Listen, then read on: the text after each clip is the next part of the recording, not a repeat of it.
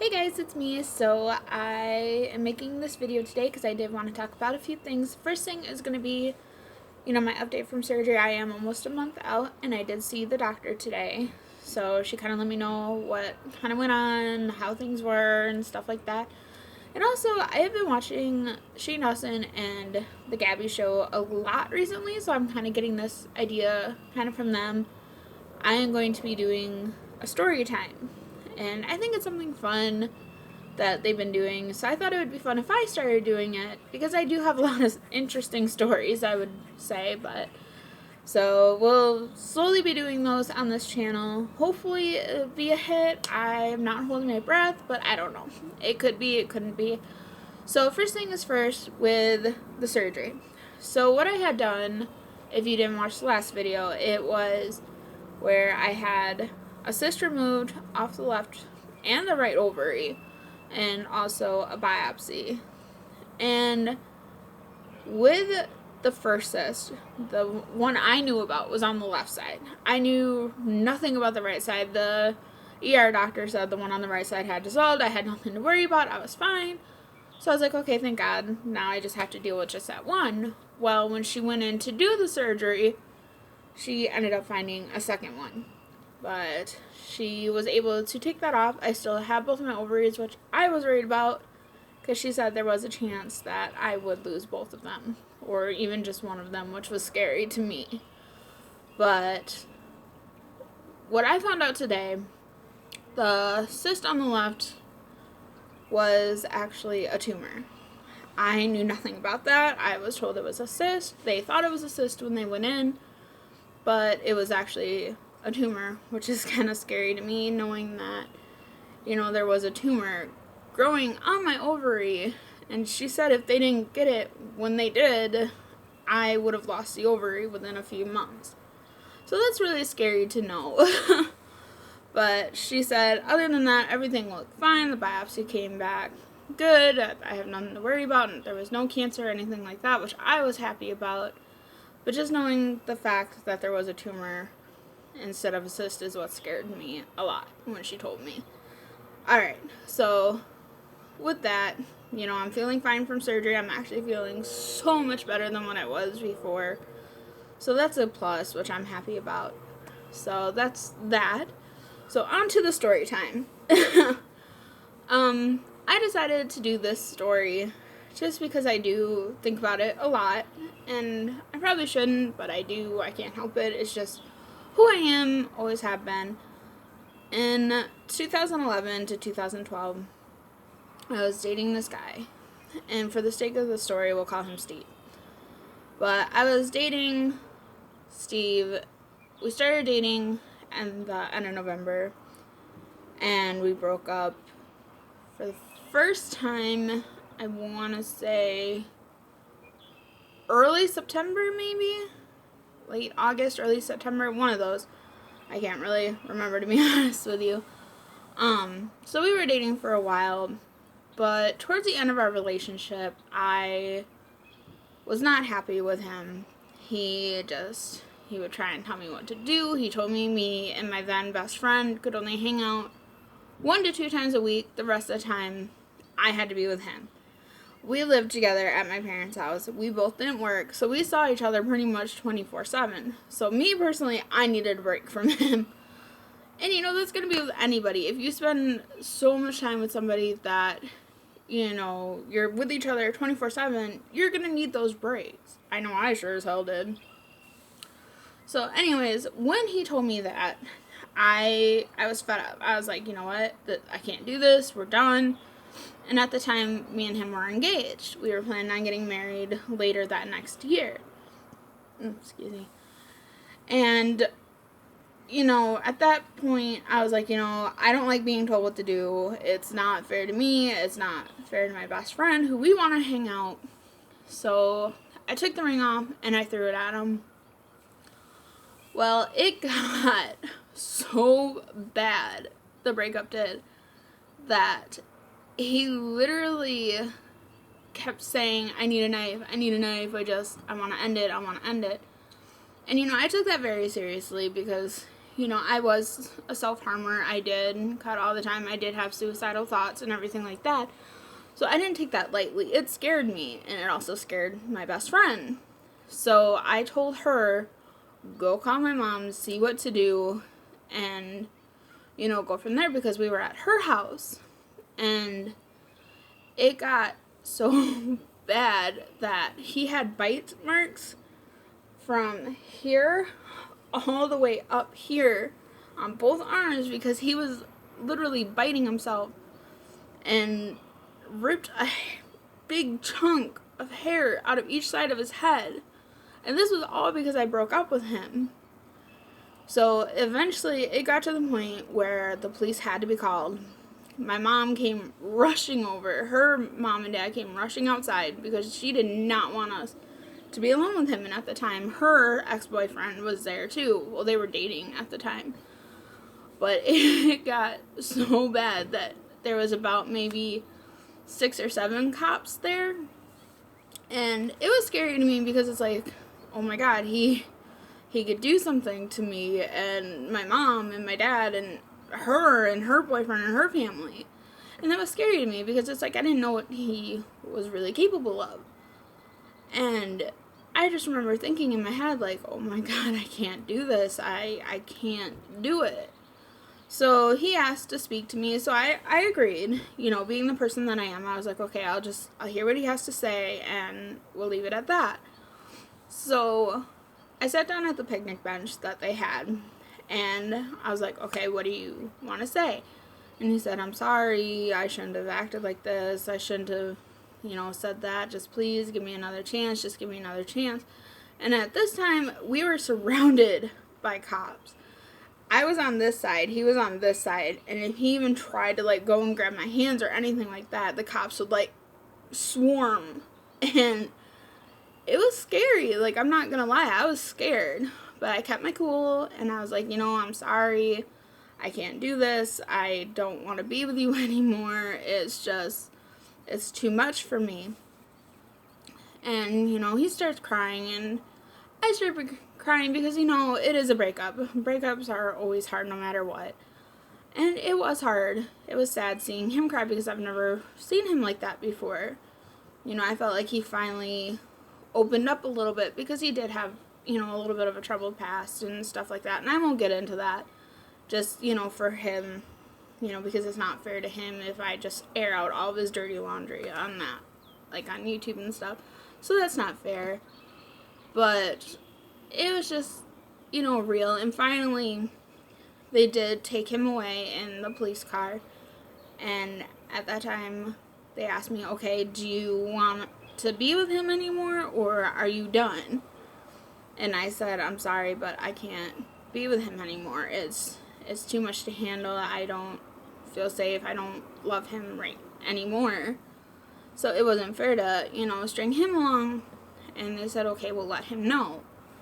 And I was like, okay. So a few days go by, and I'm laying in bed. And at that time, I had a rabbit. So she was laying on my chest, and I was just sitting there with her on my chest and petting her. And I kept thinking, we spent all this time together. I really loved him. We were planning a life together. We were at that time actually trying to have a kid together. And I was just like, do I really want to just throw that all away? Well, I didn't know where he was. I didn't know how to contact him because he didn't have a cell phone. The only way that we would ever talk is, on Messenger, on Facebook and stuff like that. And I was like, okay, do I really want to throw it all away? But how do I contact him? How do I talk to him? Well, comes to find out, a few days after I was thinking that, his, basically a lawyer, attorney, or somebody like that contacted me and told me where he was. I'm not going to say where. It was just, it was a hospital. And I was like, oh my God, is everything okay? Why are you contacting me? And apparently they were having basically a meeting about him, and they wanted me to be there so I could tell them, my side of what I thought had happened, because, I always think there's three sides. My side, their side, and, what really went on. So it's like they heard his side. They wanted to hear my side now. And they wanted us to basically talk, all of us, with his doctors and everything like that and stuff like that. So I was like, okay, I'll come and I'll tell you what I thought happened. So I went there, and he, to me, looked rough. Like, I've never seen him like that. It was bad. I was really worried about him. But when I saw him, I ended up thinking to myself, oh my God, I still love him. I still want to be with him.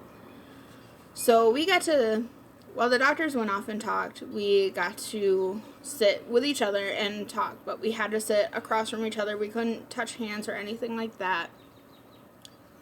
So I kept thinking, like, oh my God, what do I do? What do I do? So we talked, and we ended up deciding, okay, yes, I still do want to be with him. So we got back together while he was still in the hospital. So I would go and visit him every day until he got out. And he didn't have a place to live, so my parents said, okay, when he gets out, we'll just bring him back here, and then you guys can find a place. And so finally he got out, and he moved back in with us. And at that time, I started to realize, oh my God, he's never gonna let this go, because he kept bringing it up all the time, like how he felt, how I hurt him, how I broke his heart. And I was trying to move forward. I was trying to say, hey, let's move forward. This happened, and I'm sorry. It's not something that should have escalated to that point, but it did. Let's, move on. We'll work past this. So he was like, okay, I agree. Let's just move on. So I was like, okay, good. We're finally going to move on. We're going to get past it. But every day he kept bringing it up, making me feel more and more guilty every day. And I was just finally, after like a little over a week of getting back together, I was just like, I can't do this anymore. I can't. You keep bringing this up. I can't do it. I can't. We're done. We're through. And this was at like 2 or 3 in the morning. And my brother, he was always out that late. So he was coming home. I was crying. And me and him were basically yelling at each other. My mom and my best friend at the time were sitting out there with me. And I remember my brother asking, is everything okay here? And my mom was like, yeah, everything's fine, just go in the house. So she stayed with me. My mom and my brother went in the house, and she let my brother know what was going on. So finally that next day comes, and I had to go to a meeting thing for school because I was taking my GED class and stuff like that at the time. And I remember before school, we dropped him off at the library. Me and my mom did. And I was so scared because of, the way he acted before. And this time, apparently, I didn't know this. I didn't hear this. But apparently, he threatened to kidnap me and take me away from my mom and my best friend. And that was scary to me because I'm like, oh my God, I didn't know that. I didn't hear him say that. So my mom was like, whatever you do, don't go outside by yourself. Do not leave that school. And if you see him, hide in a classroom until I can get there and call me. So I was like, oh my God, okay, I'm so scared. And I remember this girl that I was with school with, me and her started getting close. And she asked me, hey, is everything okay? And I said, no, I'm not, really allowed to leave to go outside or anything like that until my mom gets here. And she asked me what was going on. So I let her and this other guy that I was kind of getting close to know, like, hey, this is what's happening. And they were like, well, we want to go have cigarettes, so if you want us to stand out there with you and stuff, we will. Because the guy, I guess, was a martial arts teacher, and I can't remember if she has taken martial arts or self-defense class, but I just remember feeling like, okay, I have two people that can help me if this guy comes. And I just remember I was just freaking out because it's like, I didn't know what he was going to do. I didn't know if he was going to come into the school and try and grab me and stuff like that. But it was all good. That night, me, my mom, and my best friend at the time, we ended up taking him to the west side of where I live in Madison. And I remember his friend coming and coming to pick him up because he ended up moving up there with him and his girlfriend. So I was, thankful that he'd be that far away. But he, throughout the whole time, kept contacting me, and I kept telling him, like, I don't want to be with you. I don't want any contact with you. I'm done. Just let me move on. And he wouldn't. So finally I started dating somebody new, and it's actually who I'm with right now. And I remember him contacting me saying, he's such a bad guy. You shouldn't be with him. And I said, thank you for caring and looking out for me, but we're no longer together. So I will take it upon myself, if I feel like he's a bad guy, that I will leave him. I appreciate you worrying about me, but I'm fine. And then he finds out, after me and this guy who was dating for a little while, he found out that, I got very depressed and suicidal and everything. So he started messaging me saying, hey, everything's okay. I'm here if you need me. And at this time, he has a new girlfriend, and I haven't heard from him in a while. And I remember his girlfriend, after I said, I'll always care about you, we were together for a while, so of course I'm always going to care about you. And he said he was always going to care about me too. That's just how it was. And I remember his girlfriend messaging me on Facebook saying, hey, leave him alone, that she doesn't want you anymore. All you ever caused him was stress and pain, and you were never good to him. And I didn't even message her back because I'm just like, what, whatever, I don't care. But she ends up blocking me, so I can't message her.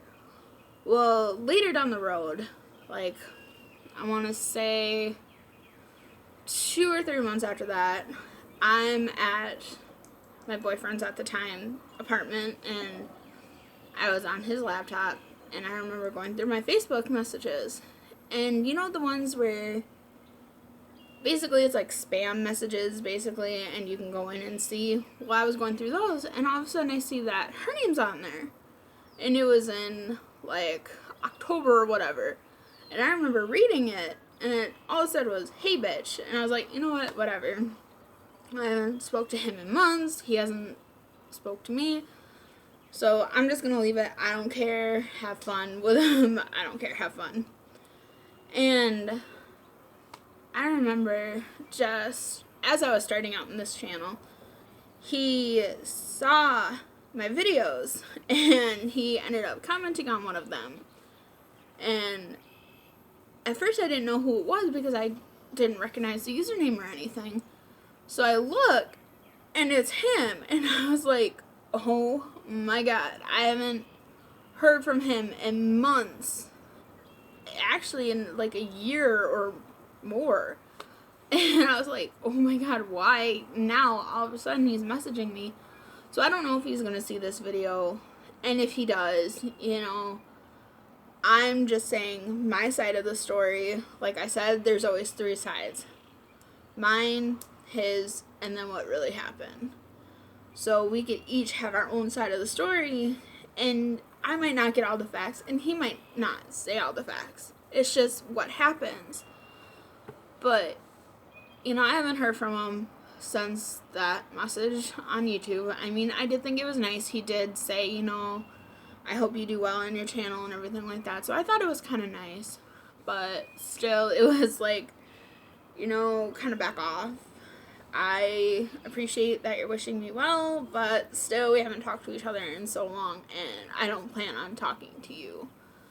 But yeah, so that is my crazy ex-boyfriend story, and it got pretty messy. That's the messiest breakup I've ever had, and I don't ever want to go through something like that again with a breakup. It was horrible. So if you guys have a breakup story, just let me know in the comments or even message me on here. I don't care. And like I said, I wanted to make this story and story times because, like I said, I was watching the Gabby show and also Shane Dawson, and I really did like how they did some story times, so I thought it'd be cool to start doing that. I also want to start vlogging at least once or twice a week, so I probably will use my phone until I can get a better camera, because to make this video right now, I'm actually using my tablet, which works for right now, but I eventually will get something better in the future. So, alright, I hope you guys have a lovely day, and thank you for listening to my side of this crazy story. Bye, guys.